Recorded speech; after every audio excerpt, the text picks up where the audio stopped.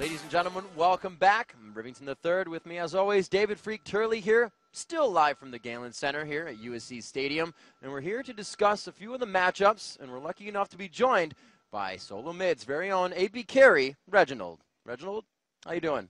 I'm doing good. Just here watching the matches, and they're really, really great matches, so I'm really excited for the third game. All right, Freak, I know you had a few questions to start off with, so I'm going to kick it to you. All right, first off, predictions. We're into Game 3, first semifinal. Are we going to see Taiwan or are we going to see Russia in the finals? I think Moscow 5 is going to win for sure. Why is that? Mainly because the first game, it was a very standard game, and Moscow 5 just completely sweeped them. And I think that TPA was only able to completely snowball this game because the early game started 3-1, and usually teams never beat Moscow 5 early game. So what do you think M5 has to do then to not repeat that early game loss? Moscow 5 has to completely be safe early game, mainly because they're so strong early game. They pick early game champions, and they're very, very well coordinated early game. So if they don't make the same mistake twice, they'll win for sure. So TPA has to come out with like a level 1 team and like really push it to them, or is there something else they could do here? So Moscow 5 has always been very aggressive early game. They always counter jungle. They always make plays. Like if you notice the first game, they pick Evelyn. Evelyn's a roamer, and they were able to pick up kills. And I think that if they want to beat Moscow 5, they would have to be really safe and make smart plays and drag it up to very late game and play even with Moscow 5 throughout the middle game, where Moscow 5 is the strongest. Or they catch Moscow 5 off guard by being very aggressive, picking up kills like they just did, and snowballing the game completely. Do you feel like Moscow 5 can play a standard strategy that they always have against people's innovation, or are they going to have to bring something out? I think that Moscow 5 will win, like, playing standard, mainly because if you watch Moscow 5 play standard, they're very aggressive when they play standard, and they always have an advantage. They rarely lose games, and when they lose games, it's usually because they're playing against CLG EU, where they bring it completely late game, 70-minute matches where you see Moscow 5 lose matches rarely, and Moscow 5 only loses matches when they're losing early. So what did it take to get them to this state then? What made M5 BenQ such a terror overall, where they're a global favorite? You know, you just say, you know, the only way to beat M5 is like super, super crazy late game or like super, super crazy early game. What made them like the most dominant team for the middle 90% of the game? So amongst the Koreans and Europeans and North Americans, I think that Moscow 5, out of all those teams, takes it the most serious throughout NA and Europe, mainly because Solo Mid, CLG, you see all these other big teams, they stream. Moscow 5 is all about winning tournaments. They practice seriously. They always practice off stream, and they never leak out their strategy. They're very innovative, and they always come to tournaments with new things. Like they came to this tournament with Evelyn, and they completely swept the floor. Whereas you see like other teams, they go into the tournament relatively playing standard. You still see Moscow 5 with these crazy comps like Zyra and Kog'Maw, where you do completely true damage when you die. Like Kog'Maw and Zyra both do like around 1,000 true damage together just by dying. And like they bring out these crazy comps. They're very, very innovative, and that's why you only see them lose games when they make horrible mistakes. Right on. All right, guys, and we are going to have another question. It's actually be coming from our social media as we branch out to Twitter to see what they have to say. So it's from Clinny Lowell, League of Legends in the Twitter name. I like it, Clinny. We have, why do you think Alex... No, she was banned. Yeah. What? Yeah. Evelyn was banned actually by TP in the second game. I think he was happy to pick her, both times actually, coming out both against Invictus and Taipei Assassins. Game 1, crushing faces Evelyn, that roamer playing aggressively, making a lot of plays early on, and actually did force the ban away. TPA banned it game 2, IG banned it game 2. Actually worked for TPA this time. They made the early leads happen. So Alex really, he is forcing those bans. I think he would have been happy to pick Evelyn again because both times, game 1, they're like, yes, we'll bring out Eve. Once it's banned, they'll pick something else. So coming into this, we know Moscow 5, like I said, are they going to need innovative strategies or not? Do you feel they're a team that will, somewhat like Team Solo Mid, find a strategy to modify that to the best of their ability, or they are one to come out with strategies of their own? I think that Moscow 5 is the team to come out with strategies on their own, and I think that they are, like, if they don't bring something new, they're still very strong standard. So, like, I'm not really worried that Moscow 5 will falter. So you think M5 in the finals? Yeah. Who's against M5 in the finals? You got Kenalogic Gaming Europe and Azebu Frost. Who's against them? I think that I'm rooting for CLG EU versus Frost, but Frost has been phenomenal this tournament, and they haven't really lost a match. I think that, like, if I were to bet, I would bet Azebu Frost and Moscow 5, but I'm definitely cheering for CLG EU, mainly because a lot of the members on their team are my friends, so I'm hoping that it's a European final. Wow. All right. Well, thank you very much, Reginald, for your insights, and good luck to you guys in Season 3 as well. And it seems that you're going to be playing as well in Season 3, so good luck to you individually as well as your team. And we're going to be going into Game 3 now of this semifinal. It's on the line. Reginald's saying that it's going to require early game aggression or crazy late game from Type A Assassins, but we're going to find out because Champion Select is now underway. Who's got what it takes? All right. Let's see what we do have as we get into Champion Select. We are going to be taking these guys for a ride here. Or they're going to be taking us for quite a ride. Maokai going out first. They did not like how they had made that happen. And Diamond Prox, again, they get his Lee Sin benched. Yeah, and now M5, they regretted not banning Maokai there in Game 2. Yep. That was their first ban in Game 1. And they're like, oops, yeah, so Lil Ball's a little crazy. Okay, we're going to step that one back a little bit. Evelyn getting banned out, still licking their wounds from that one. And third time in a row here, M5, they are banning out Jace. They do not want to deal with Stanley's Jace. He picked that one the very first game against Najee's Sword, and I think Sword regretted that one a little bit. So they're removing a lot of those crazy aggressive top laners. And Type A Assassins, actually, they were all about that first pick Orianna. They banned it both times now that they were on the second pick team and simply first picked it when they were blue. So TPA giving a lot of respect to Orianna as a champion, wanting it for themselves, giving, of course, every single time respect to that Lee Sin from Diamond, and then freeing up that ban onto Evelyn because Evelyn a bit scary. So we'll see what M5 goes for right away. And, of course, now without Nunu and Sona dropped out, they're like, great, we get Nunu. Let's win this. Yeah, this is going to be big for them. They can go a lot of ways with this. You can obviously go poke. You can go straight to the tower. You can just go for an aggressive lane like they had in Vayne and then roam the map as well. Blood Boil opens up so many possibilities. It's incredible. Yeah, it does open them up for the typical sort of counter, the late game hyper carry strategy. And we saw it actually from TPA in their first match against Sword. They had Orianna, Kog'Maw, Nunu. We saw CLG run that out in their third game against Team WE, where they had that Nunu Kog'Maw scariness. And then once again, you got Nunu here. I've got to expect the Kog'Maw coming out. Yeah, it could be very big for them. They pick up Sona right away. Obviously, Nunu's on the map, so they're not going to grab that Sona as well, but they still want it. That poke and lane is going to be huge, especially if they can't initiate the fights that they want. And they're going to be getting little balls on Mundo, so even more poke for the composition itself.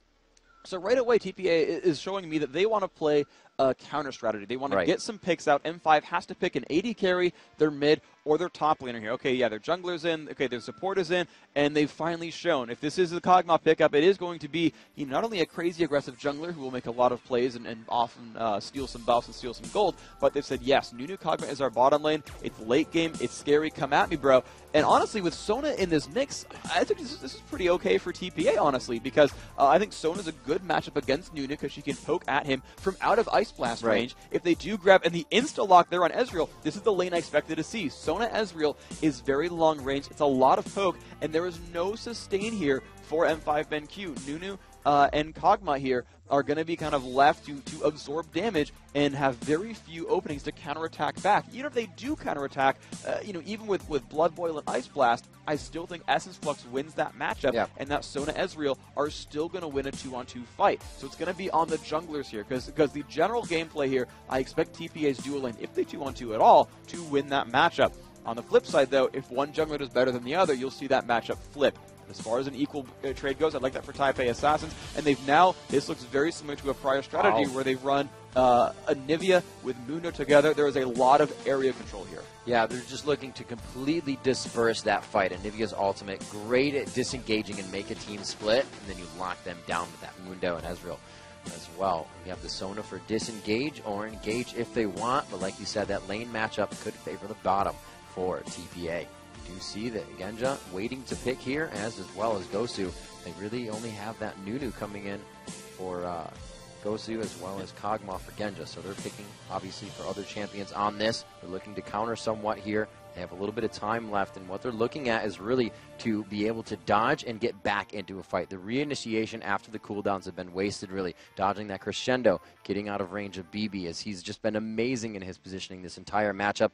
It looks like they find safety in Yorick, as well as Shyvana, which have been a really big mainstay since the first time we've seen Moscow 5 in offline play. Yeah, this makes a lot of really good openings here for M5 BenQ. They've got, once again, the Protect the Kog'Maw composition is coming through.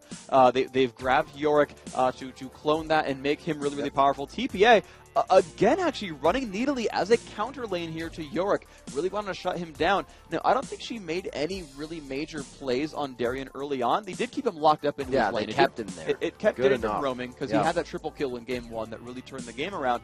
But I didn't really see Stanley doing anything all that different otherwise. He's going to be there split pushing and setting up a lot of moves for his team. But without that crazy Vayne scaling, without the crazy Orianna scaling, I don't know, it feels like a very different composition here where, you know, I don't like TPA playing split push. I don't like TPA playing for the late game because they've got Nunu Kog'Maw with Gragas there to completely split up a team. If Mundo or Needly tries to dive in, Explosive Cast will shove back the back line. It will push Needly even farther into the group, and then she'll just get eviscerated right here by a blood-boiled Cog. And I don't think Mundo's got enough presence there to follow that up and make that a kill. M5, I think they've got all the champions they need to make this a really, really powerful Game 3. Now, as far as level 1 power is concerned, TPA is pretty strong. Ezreal, Anivia, Dr. Mundo, Sona, all these guys are great early on. But I think TPA's got to make something in the first 10 minutes or it's going to start really running away from them. I got to ask, you know, Diamond Prox, amazing on Shyvana, and it's not a necessity, but what is your feeling about the lack of hard crowd control for that Shyvana jungle?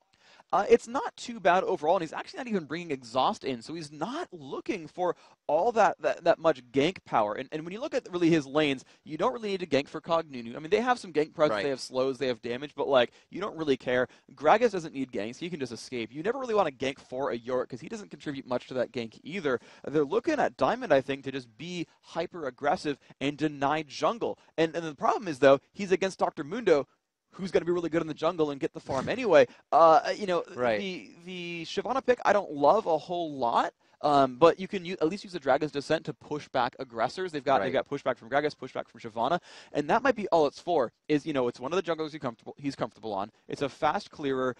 You know, she does a lot of damage overall. So if something does dive in, she can support that. I don't expect her to run in and try to kill Ezreal. I expect her to run in and kill not Shyvana, but to kill Needly, maybe try to kill Dr. Mundo, and kind of sit on the front line with Darien. And they'll just kind of all coalesce around Genja and have that nice little bubble there. And then it's fine. You don't need crowd control. You just need damage, and that's acceptable really overall, especially when you've got Ice Blast, Absolute Zero Explosive Cast, Body Slam, things like that to keep them in place. Then yeah, just, you know, sit in the front line, be there, and just let Kog'Maw kill everything.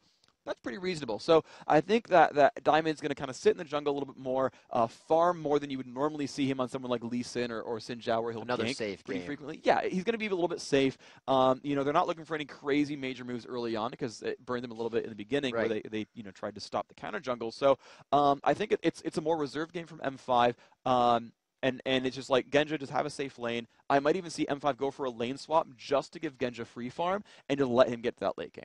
Yeah, TPA was really focused just on how to hold and start the aggression in the game. We saw the turret at 22 minutes. That's quite a late turret. They were allowing Moscow 5 to grab Dragon. We'll see if it happens again. It really didn't affect the game that much for him. Jumping into the match now, we are ready to get underway with your last matchup, do or die for both teams as we come into the semifinal match. Moscow 5 BenQ versus Taipei Assassins. One team is going home and one team is going on to the World Finals. Yeah, these teams are guaranteed $150,000 for being one of the 4 best teams in the world. By all rights, the 4 best teams in the world. You're seeing them in front of you today. After this match, we've got another semifinal as Counterlogic Gaming Europe does take on Azubu Frost for the other final slot. Yeah, the remake of the OGN Champions Summer League. But here you've got the Game 3 for the best teams in the world. One of these guys is going into the finals. You know, we've heard a lot of the audience call M5 BenQ a heavy favorite. Reginald favored M5 BenQ as a heavy favorite, but a lot of these other players, Hotshot and I think Wicket as well, saying that TPA had the advantage here. And TPA, once again, playing aggressively. Pressure and poke start off this invasion. They did get a little bit of damage onto Alex. he is going to not exactly use that to advantage, but have to stay in the back for this fight. He's really going to be able to only throw barrels out, maybe get his Ignite off if the fight were to happen, but I'm talking about something that won't. These guys are headed down a little bit here. It looks like they're going to try to Flash Frost over that bush and grab somebody if they can. They found Gosu. He is forced to flash out, which then gives them the aggression they would love to have in that bottom lane. Freak is going to make it very good for them. Diamond trying to clear out his jungle, knowing that they could be close. They have the ward down, and he says, I just figured they took it already. And this is actually really smart. TPA already planned to go for red from minute 1. If you look at the top river, they already warded where Shyvana's running by right now, looking for the lizard buff invade. So they know that's happening there as a counterattack right now. And so Lil Balls with the lizard buff knows that there was one coming by, and he's going to go for the steal himself. And the thing is, though, TPA is not actually not really ready to stop that. So despite all their early move, that lizard buff is really just going to trade hands no matter what. This is just the mechanics of knowing something is going to work and that you're safe doing it. Genja in lane by himself. Here comes from the poke from Mistake. Once they hit level 2, he's going to be able to heal that back, but they're going very aggressive here. Not even worried about Gosu, but Gosu body blocks a Mystic shot, keeping Genja in this fight. They look for the kill, but the flash is forced. And the thing is, though, Genja, his summoner heal is still available, but the Ignite's already been burned from BB. They did not have the damage to pick off Genja. So this matchup actually really good for M5. Now, Ghost Pepper's low on health. He doesn't have any potions left. He will take some harass, and that's going to be on Mistake. He's got a ward in that brush. He's got that ward there because, again, he wants to poke in that brush. He doesn't want to let Ghost Pepper sit somewhere safe and immune to counterattack, so they want to go for some pressure here, and you'll see Mistake come in. There's the nice pressure.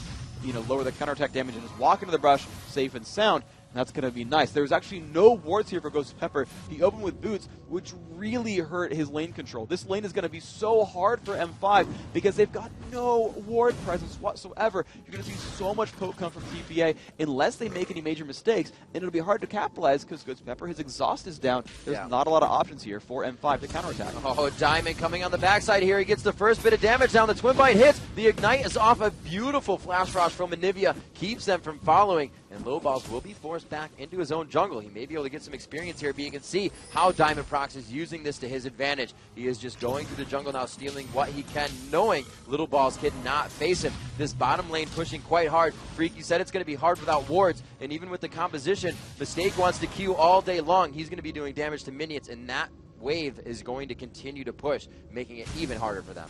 And the one good thing here for TPA Assassins is that Mistake has that Fairy Charm early on, so he's going to keep healing on Sona. I mean, look at M5's health bars. They're so empty right now. Kog'Maw's out of potions. Nunu out of potions. There's no sustain there. Genja not having a good time at this one. He's got that 3 lifesteal from Masteries, and the Summoner heal if he gets into a pinch. Now, hopefully TPA remembers that's still up, or otherwise they're going to get baited into a bad fight. But other than that, there's not a lot of recourse here. M5 going to keep taking harass. Maybe they lose their turret, but, ultimately it just makes it a really, really scary situation for Genja. Freak, I really like Sona as a matchup to Nunu. The heals usually just negate the Flash Frost, and to the point where you gain an advantage in the lane, you can carry it off of that as well as the poke. Little Balls coming in mid here. Alex taking a cleaver, but he realizes that, it's kind of just aggressiveness in mid. I'm gonna back off from this. They do still have Little Balls around that area, and we have seen that Mundo gank come in quite hard. Is actually going for his Wraith. Stanley pushing top, keeping Darien down at low mana, but keeping him in that lane as well. Stanley is trying to keep him farming these minions at the turret, but he just wants to keep pushing them in as well, denying that experience as much as possible. You can see Darien trying to just throw his mana out to get minions in his favor. 27-27. He's keeping it actually quite even. There's really no lead in any lane. And as I say that, I look down. It's going to be BB with 34 CS to Genja's 18. And that is a huge lead. That is, again, that bottom lane being so incredibly amazing. But this top lane is super safe as well. Of course, we just pan away from that. But Stanley knows that there is no exhaust on the opposing jungler. The Lizard buff is timed out by now. He doesn't even need wards. Darien can't follow up. He's out of mana, so he can't slow. Shyvana, again, has no crowd control as well. This Nidalee is super, super safe. Still has all 3 health potions. There is no reason for Nidalee to leave until that 7.5 minute mark when Lizard buff comes back out.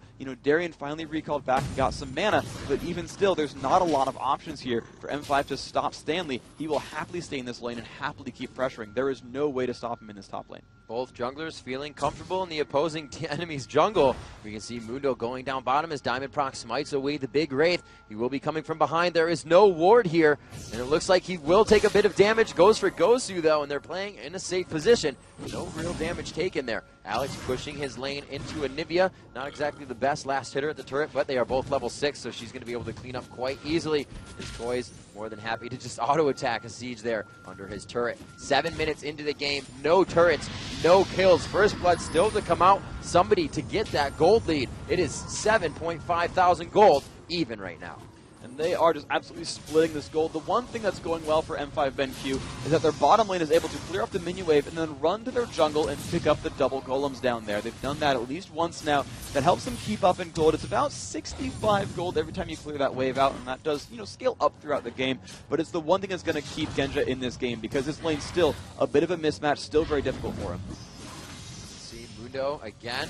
See Hotshot building those Doran shields onto Mundo when he plays them as well. Little Ball's taking the same into consideration with that health regen as well as a little bit of armor and health.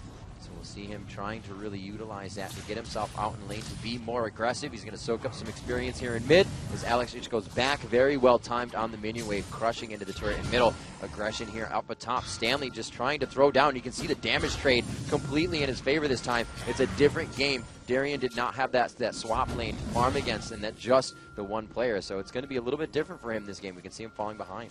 There's a really good piece of teamwork coming on, though, from M5 BenQ, is that Diamond now at 7 minutes has picked up an Oracle's Elixir. What this means is he's about to hit level 6 and have his ultimate so he can initiate for fights, and he's got Lizard buff again for the next 2 minutes as well. And Alex Ich in that mid lane, who loves to roam and is on Gragas, has now surpassed level 6 as well. There is a ton of roam opportunity for M5 BenQ, and when you want to roam and pick up kills, you want to sweep out wards with that Oracle's Elixir. So you're going to see Diamond run around the map, sweep out those side lanes, and suddenly M5 is going to run in for fights very, very soon. In the next 2 minutes, expect a lot of ganks. Darian forced again under his turret. The attacks come out from Stanley. The hits go down. The damage trade about equal there. You can see Stanley probably trying to rethink doing that once again with the turret shot. Darian playing each instance that he can to get that damage back. A little bit of a gold lead here going in favor of TPA, but they tick together, keeping about 100 gold difference. Toys picking up that blue buff. It is now up for Alex Ich, and he is forcing one more wave again into the turret here for Toys. Mundo at the top of his jungle. Little Balls in his build. Still really hasn't bought too much for himself. He's only 8 CS behind, 8 minions rather, behind Diamond Procs. No real aggression from them in the lane streak, but you said once these buffs are distributed, the junglers find themselves. They're going to be aggressing. Here we see Toys getting damage done to him. A beautiful exploding cast coming from Alex, but he's just not able to get the kill down as the flash is forced. That was a really, really nice move. Every skill shot landed. Ignite used as well. The flash down for Toys is a pretty scary place to be in. Now, he's got some counterattack damage available with the Golem buff. With his Ignite available, he should have a decent shot of this. But he was forced to recall, buy some new items. Alex, we said that Toys needed to bring his A game and really be the big carry and shut down Alex. And that ended up being, somewhat the case in Game 2. His Game 3, though, slightly in Alex Ich's favor on Gragas. That's a very, very big deal because their bottom lane's not in great shape. Their top lane, not amazing either for M5 BenQ. And so they need some of that pressure to really come through that mid lane. They need him to show up and get some gold. Little Balls not knowing that Moscow 5 has been taking those golems, as you just said, and finds himself a little bit of damage. And here comes Alex and Diamond. They are going to come down behind the entire team. There are really no wards there, but once they get into this bush, they are going to be able to see them. Is it too late, though? Mistake does have the ulti. He chooses to use it. Bebe still with shift up, and they walk away from this one quite easily, Freak. And they needed that ultimate to come out early on. They could not have waited until Shyvana dove in. Now, Explosive Cask was down. I don't think they really counted that cooldown from Alex. But even still, just the pressure, from Shyvana and just the damage output coming in and possibly the body slam from Alex could have been enough. Toys not in the best place right now against Alex either. He'll land the stun, should be able to walk away from this one. Explosive Cask, though, up pretty soon. This is a great trade in damage. Alex knows he's winning, but he has to be careful. The minion wave coming up on him started to really trade that in Toys' favor. Little Balls just on the backside as well. Alex, however, playing a very aggressive mid on this Gragas right now. The blue buff on him continues to farm away. Diamond coming in. They go in on mistake, but he flashes out. A little bit of crowd control from the exhaust, but really, as we said before, no hard crowd control to lock these guys down. That was actually incredibly impressive, though. Both of them completely dodging those fights out and dealing a bunch of damage to Genja in the process, and Lil Balls waiting right there, actually still putting the pressure on. Now, the one thing that's gone really well for Diamond is that he has gone for the early oracles. He's spent a lot of wards in doing so. So he's put out a lot of pressure early on. But he's not put pressure on that top lane. Stanley, you know, I criticized that needly counterpick. Turns out it's a really, really good counterpick. Rushing that Chalice gave him the mana regen he needed and the magic resist to actually out-trade Darien and keep the pressure on. And again, knowing that he's needly, knowing that there's not a lot of pressure coming in from Shyvana, knowing that he's not the focus here, that M5 would leave Darien to his lane, allowed him to keep the pressure on and actually snowball his other lanes forward by killing off turrets. Once again, the Chalice into Spirit Visage coming up for Stanley. He's going for the same exact build. If it's not broke, don't fix it. 104 minion kills coming for Alex as he just continues to bolster that number coming into this. Freak, I really got to hand it to the junglers right now. Little Balls and Diamond playing very well. Whenever a gank comes down, they're there, counter ganking or initiating the gank. They have really been the ones that are keeping this game at 0-0. They're absolutely kind of making a lot of plays here. Alex, though, taking a bit of pain there. Oh, my gosh, this is not good for Little Balls. That was a really great ultimate. Little Balls, I thought he was going to disperse them away, but he throws them under the turret. So he forced the ultimate there. We have heard Reginald say you can use the Gragas ulti quite a bit, so it's not too bad that he has it down, and you can still see that he's playing aggressive. Yeah, so yeah, these junglers are trying to put pressure on the map overall. You know, show up to ganks when they're available. But they've been counter ganking so well that no one's been able to really put the pressure on. And this is M5 playing so intelligently because basically TPA counterpicked every single lane. They saw Yorick come out early and counterpicked with Nidalee. They saw the duo lane come out with Kog'Maw and Nunu, and they counterpicked their Sona Ezreal. They saw Gragas come out. They counterpicked with Anivia. I think with the exception of the jungle, every single one of TPA's lanes was basically picked second and reacted every single pick. And they've tried to build themselves counter lanes in every single situation. M5, despite having a late game composition, are actually surviving this early mid game very, very well. With the exception of that early turret kill, there's been no major advantage. M5 will still scale throughout this game. They've still got a really great team composition at the end of the day. And, you know, this looks a lot like Counter Logic Gaming Europe versus Team WE, where that late game just gets scarier and scarier. There was a Nunu Kog'Maw. That is the epitome of a late game team. There needs to be some more pressure here from TPA. Just look at this lane from Stanley up top.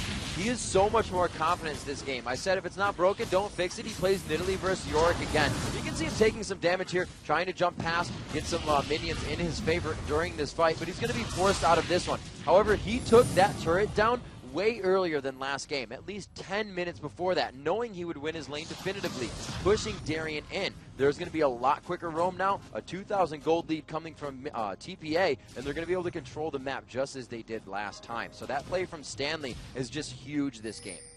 And you see Little Balls finally now picking up his own oracles on Dr. Mundo, finished the Heart of Gold, allowed him, said, okay, you know, I've got the gold income now from that Heart of Gold. I can start moving around and doing more things on the map. But you're seeing differing builds come through here, right? You're seeing a Wriggles Lantern be the focus here for Diamond. He's going to move in and try to, you know, put a lot of pressure on the map. And here comes a gank at the bottom lane. Diamond getting hit off from Freak. We said it before. The jungler is always there at the perfect time, stopping these ganks from happening or going in anybody's favor. They finally do drop the second turret of the match here. No, they're forced off. Almost getting it. Great job by Genji to just focus down on those minions, but they do have that turret prepped for a kill.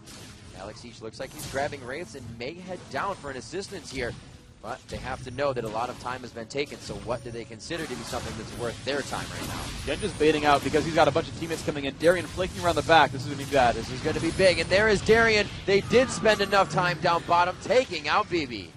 Nice move overall. You're going to see now. They get map control for it too, of course. They've got that Oracles, they've got all that pressure. Stanley will trade for a turret, and actually, this is a really good turret to trade for. It is very hard to kill secondary turrets here, so this is actually, I think, an advantageous trade overall for TPA. This looks like one of those games that bottom lane will soon be forgot about with all the focus top. That Baron's going to be next. They get a kill, or they get Dragon rather. A beautiful steal there, looking for the kill. Baby is still down. Goes to Pepper with a sliver of health. Looking top as Alex Ish tries to hold off Stanley. Toys here on the chase, throws down the wall, just missing out. Diamond, the ultimate passing in front of him as well. Moscow 5 walks away from this one, but Toys on Anivia grabbing Dragon.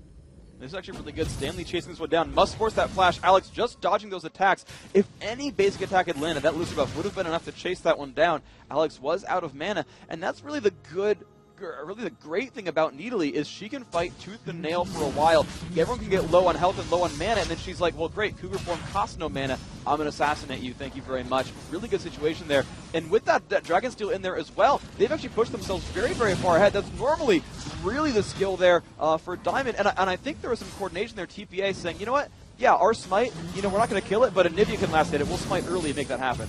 And that is who has the most gold. Anivia, 5,600 for Toys. And right behind him is actually going to be BB. These guys are carrying the game. 49,000 for Alex Each, or 4,900 I should say. He hasn't even hit 5,000 yet, so you can see that money domination for Taipei Assassins. It's really what keeps them winning these fights. Now we do have that first blood coming in for Darian, but it's going to be that money that really helps TPA in these fights as they get together as a team. We've seen Moscow 5 has very strong mechanics, but Taipei Assassins is finding a way through that, and they're really taking these fights in their favor. The Dragon Steel helped them a lot with the control of gold. They have 3 turrets down on the map. Freak. The entry of the jungle becomes so much more heavy for them now. They're able to just initiate so much more. Stanley getting himself in a pretty sticky situation here as he makes his way into the bush, dodges the Flash Frost, or Ice Blast, I should say.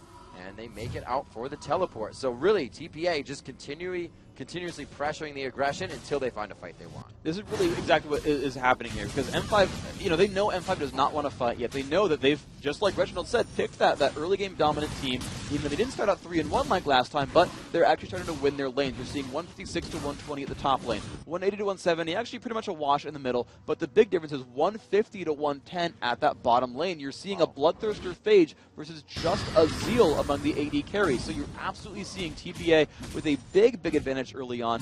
They know that the fight is not there for M5, that they are just happy to, M5 actually must really sit in the back and defend, and so they're turning that advantage into turret. A very fortunate Dragon Steel, to be fair. That was very close. That was neck and neck, but they're going to keep that pressure on. They're going to let Stanley overextend just a little bit because he knows there's not a lot of damage yet here on the other team, and they're going to let him kind of move in and really go for pressure here, trying to turn these around, get more turret advantages, because then, as Hotshot, I think, said, where, you've got to accrue enough of a gold lead early on, right, that when it comes to late game, you're still on equal footing because, hey, if you're richer, you've got items. Who cares what your champion is? Forced out of the fight there. Taipei Assassins continuing to keep the aggression on as they are now in the jungle trying to get the smite out, and they do grab it. You see that going to BB, so that's going to be very effective for him in these upcoming fights. Taipei Assassins, they've up until this point, it went a lot faster than last game. Oh, Genja getting aggressed on here, down in the bottom. It does not look like he's in a happy place, and it looks like the ultimate will be able to wipe him out. He will not be in position for Cathian's surprise. A little bit on mistake. More than happy to take it as they wipe out that wave as well, trying to stop the damage on the turret. You can see Toys clearing the experience as they just continue to deny. And this is really what we saw Taipei Assassins. I was just about to say they're not doing this as fast as they did last game. We got to this point where they took down the turrets, and then we've extremely slowed down. This is when we saw Vayne running around, taking down turrets one after the other. Taipei Assassins rolling back in the flow of things here. They're going to micro the damage from the turret in and out, and they're going to be able to take this one down as the minions finally come in. They have such control over the map, and even for this to happen, a great job mentally knowing that the rest of M5 was really hurt or backing. There's not even a chance for Baron. They have all the time to walk around. And this is really, TPA playing this, and I'm surprised actually, they played it as a split push, but it's actually working out because they accrued that early game lead. I said, my first guess was that I'm worried about playing split push because they're going to be able to, scale on you late game. But with all the lanes winning, that split push is allowing them to actually put a lot of pressure on different lanes, because the difficulty for them is that they're facing against Kog'Maw, who's got Area of Effect, and against Gragas, who's got amazing Area of Effect damage. M5 is really good at sweeping out minion waves. And so what Taipei Assassins is doing is putting pressure on so many places on the map that M5 can't stop them all. In fact, they're not stopping them anywhere. The bottom lane second turret went down. The top lane second turret went down. There's now a 5,000 gold lead. Despite splitting, champion kills equally 1-to-1, they're up 5 turrets to 1. They stole the dragon. They're winning in minions because they're lane mismatches, and they're continuing to keep the pressure on. They're still up 50 gold, 40 minions top lane, 50 minions bottom lane, a negligible amount in that mid lane, which is fine. That's not, really the emphasis there. And Nivea is there to put a lot of pressure and stop pushes. If you look at M5 trying to engage on, Crystallized Wall will stop them in their tracks and prevent the rest of the team from following in. If Diamond does dive in with Shyvana, Crystallize will stop anyone else from following up. So Moscow 5 stopping the amount of deaths this time. By last game, it was about 6-1 in favor of Taipei Assassins coming from the blue side. And right now, with the Dragons and everything in their favor, they actually have 5,000 gold lead because of the turrets. They went a lot more for objectives this game instead of those early kills, and they're really controlling this matchup. Trying to throw out some damage there. They're just trying to push Gosu out of lane. They cannot, Moscow 5 cannot allow TPA to continue winning those small damage streaks. And this is TPA, actually. Now that I think about it, I didn't think about this in Champion Select, but everyone on that team has poke.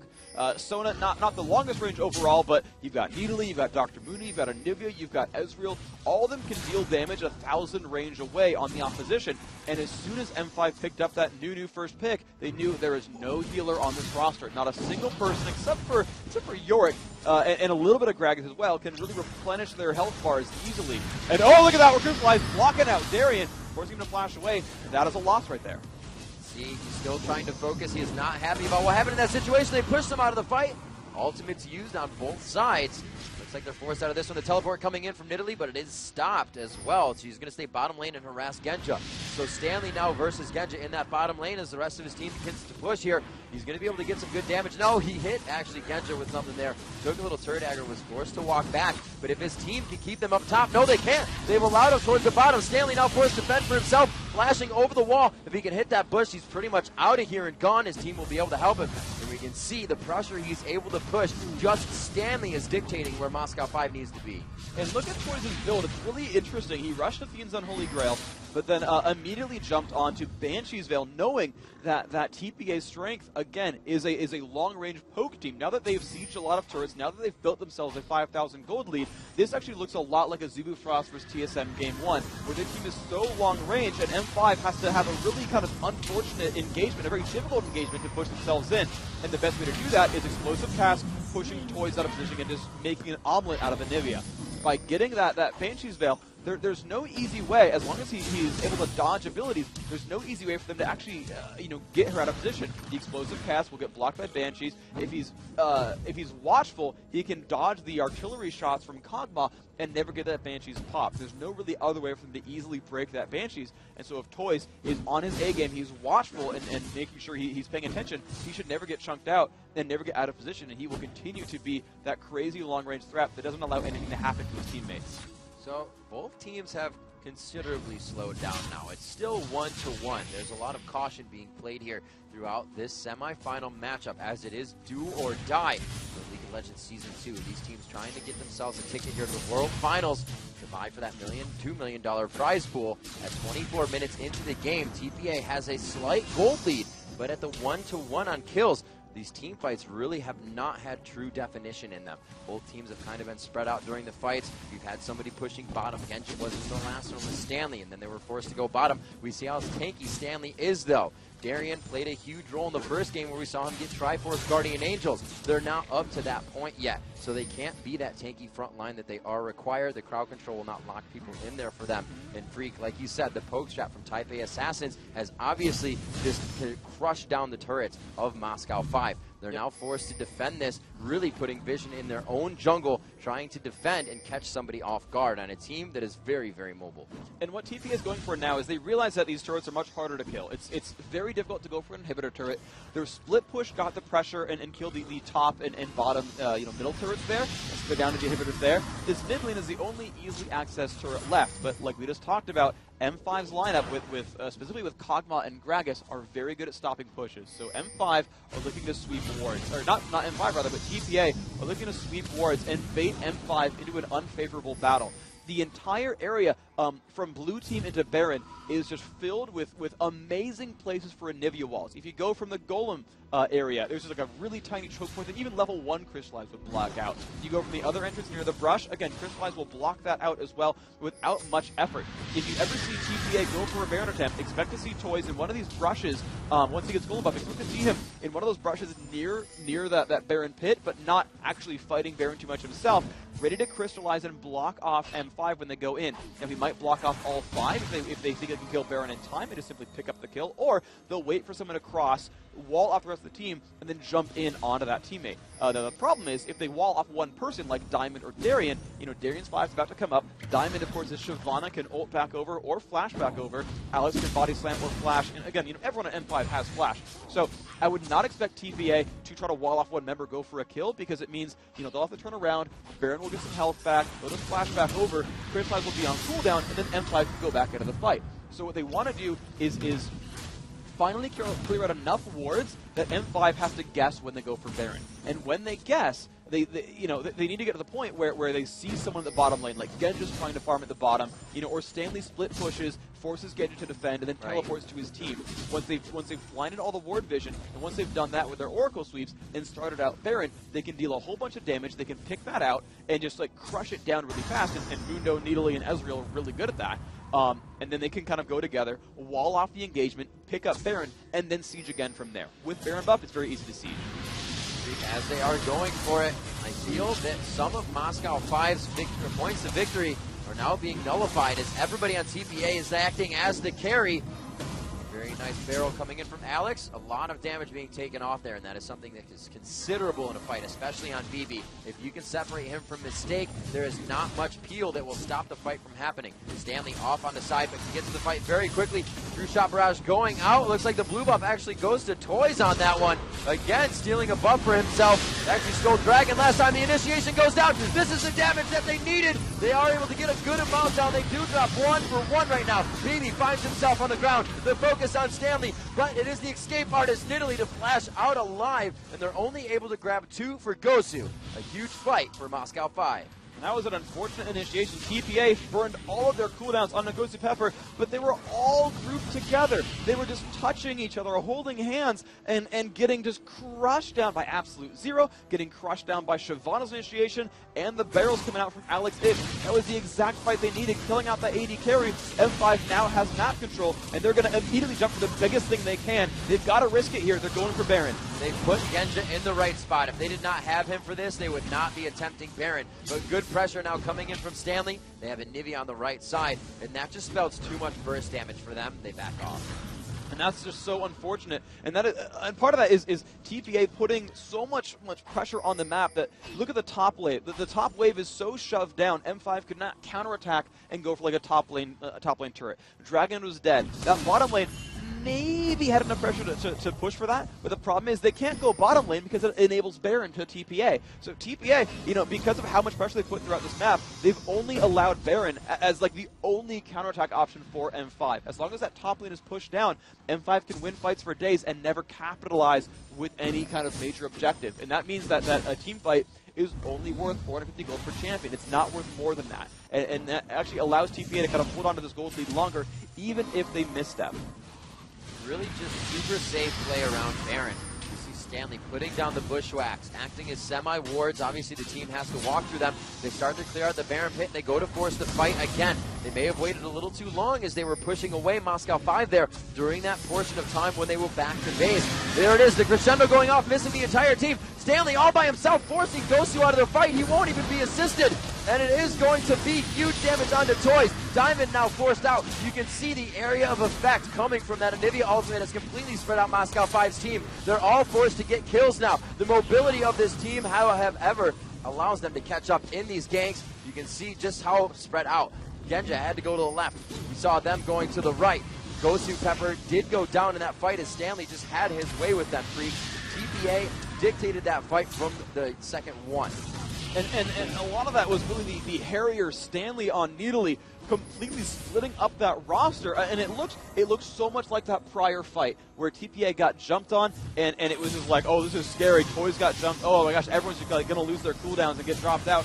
Mistaken fully whipped crescendo, but the thing is, Genja was never there to follow up for that fight. The last one where M5 went up 2-1 in the battle is because Genja got to keep putting on damage, on top of the ultimates going off, on top of everyone else dealing a whole bunch of damage. That was not the case this time around. That was Needly pulling so much aggression, and by going Trinity Force here, playing a bit of a different role here, actually being offensive based, he is able to jump onto Genja and really, really ruin his day. Genja must respond to Stanley's moves, and with Stanley being level 18 with Stanley, a 3-level advantage there that really allows him to jump on the Genja and force a response. So Genja cannot hit targets he wants. He cannot push down on the rest of TPA. And Stanley being so amazingly strong, a lot of magic resist, now going for a Guardian Angel on top of that. There's no easy reaction to Neely here. They are really shutting down Genja this matchup. He is already out of the base. Don't think he has too much money under his belt, and he's actually going against Triforce, Bloodthirster, as well as a little bit of damage mitigation. I think we're going to see maybe a Quicksilver Sash. I'm not sure. That Negatron Cloak is out on Ezreal, but you can just see 10,000 gold to 7,600 gold. He hasn't even finished the Infinity Edge yet. He does have a Phantom Dancer, but with 31 minutes into the game, you really need to see a lot more pressure coming from your AD carries. Huge props to TPA Assassins for shutting down that champion. And once again, they're just going to put the pressure onto Baron. They're going to be ready to toss those crystallized out. There's Toys waiting in that brush. Gets the wall off on a Darian, and his flash is up, though. He should be safe. He's just tanking and baiting time. This is the damage he needs. He does throw his ult out. The Crescendo goes to. They put a ward over the wall so they can see better in this fight. The entire team is making it there. Darian gets himself out of life. True Shot Barrage going through them. Not enough damage to take him down. A beautiful Void Ooze from Genja, but the flash wall from Toys. The initiation is still on, and they're forced to back out of this one as they just did not want to walk through the choke of that wolf. Now, once again, that is Darian playing his role so effectively, saying, yes, focus me, stop hitting Baron, just fight me, I dare you. Pop his Guardian Angel, but that's fine. He gets to go back to base, buy items, and once again, TPA's attempt at killing Baron is stopped again. Now, they've lost a Guardian Angel for it. That is relevant, but the longer that M5 can buy time, once Genja gets that Infinity Edge, you've seen their team fights be so good that it's just, can Genja actually deal damage? If he can, you'll see these team fights go M5's way. Really needs that item. Once he hits it, probably about 35 minutes, Genja will become a time bomb for his team, and it needs to be protected. They are going back towards that Baron area. They could have the upper hand here. It's quite low mana for TPA. I'd be very surprised if they try to start this fight. 3 to 4 is the kill score as it just continues to creep up. TPA with a bit of a lead there. And they're looking at an 8,000 gold lead overall with 4 turrets in their favor. This giving them the map control. You can see Nidalee going down bottom. That teleport is up, however, Freak. They're going to be able to play this one very cautiously. They're going to go back, make sure they leave a few that can still poke at Baron. We're going to have BB there. They obviously don't want to leave this one up, but they have to realize they have the Oracles. They're like, they can't even see us backing. We're perfectly fine to do this. TPA is just really playing the clock in their favor right now. Yeah, but again, that clock is still risky because Genja will continue to scale. Now, finally, you're going to see a Death Cap come in soon from Toys. That'll be a big damage shift. There it is, picked up there. That's a very, very, very, very important buy. But there we go. Stanley getting his Guardian Angel on top of that. Now it's going to be even harder for Genji to survive this. He got enough armor, honestly, that even Infinity Edge Phantom Dancer, not all that difficult to deal with. Lil Balls, again, preparing for the Baron attempt, running through, sweeping wards, putting another one down, and once more starting out this attempt. Eevee, though, burning his Arcane Shift for this, a little bit of a risky proposition. See what they do have. That True Shot Barrage is down. We have a few flashes down for TPA, but most of their summoner spells are up. I'd say 90%. All of them except for Ignite Flash for Darian. These teams are definitely ready to dance out this Baron right now. They are in the best possible sorts of their summoner spells and abilities. However, the items in favor of TPA. So it's really going to have to focus this fight perfectly. Darian getting locked up. He took a little bit of damage. That's going to be a tower for TPA as they solidified their advantage a little bit more. They're going to start pushing all of these waves down. You can see the pings going back. They're saying, let's make sure none of the buffs are there. Let's deny everything we can in their camps and only give them the small waves that are coming in. And that's the thing that's going to hurt Genja as well. He doesn't have a lane to farm. He's only picking up minions every so often with his team clearing these waves. So he's not going to get that Infinity Edge super soon. An aggressive move in, and there's the crescendo. That's going to be big damage. Darian will go down. The ultimate was used previously. No, actually, he has it back up in time. So they will have some time to create some disruption here. Alex Ish does not like it, though. Flat or exhausted out quite quickly. His damage does nothing as he waits for cooldowns. He does not want his Guardian Angel to go down in vain. You're going to see that fight forced out. He does have the red and the Fates proc going on him. Alex Ish will go down. They're going to focus that Guardian Angel. We see very low health on Toys as well. He's forced to go back into the fight. The portion of it, they know they're going to win. Stanley still giving 0 F's. He just fights in a 2v1 situation. 35 minutes into the game, TPA completely dictating this entire fight. We have 2 down for Moscow 5. NQ, Stanley just jumping right out of absolute zero as True Shot Barrage hits. And you can see they're keeping them from backing. Stanley is allowing this Baron to go completely uncontested. And that's going to be the exact right answer here. They had the Baron dance earlier, getting that turret kill, and then finally got themselves into the battle they wanted. They just split up M5 completely. Baron is theirs, 53 to 41,000 gold. This is looking so good for the Taipei Assassins. They've just been strangleholding the map the entire time. Not a single major mistake. With one bad team fight, but M5 couldn't capitalize. That team fight just didn't go anywhere, even when M5 got control, because they had minions where they wanted them. There was no counterattack available. It was only a 300 gold swing, and they were back on it. And you saw just all the moves that were being made. Stanley putting the pressure on the bottom lane, teleporting in when the team fight mattered. TPA constantly forcing M5 off of their turret, make them lose minion waves on their own turrets, and making them run in to stop Baron, walling and burning flashes, walling and making Darian lose a Guardian Angel, just accruing small advantages after small advantages. And as long as they keep doing them with enough frequency, they come back in before the Guardian Angels back up. They come back in before flashes back up. They do that enough, and they pick up some kills. Forcing a flash out of Stanley. He does have flash and teleport down now. Not exactly the window we've been speaking of for teams really to fight in.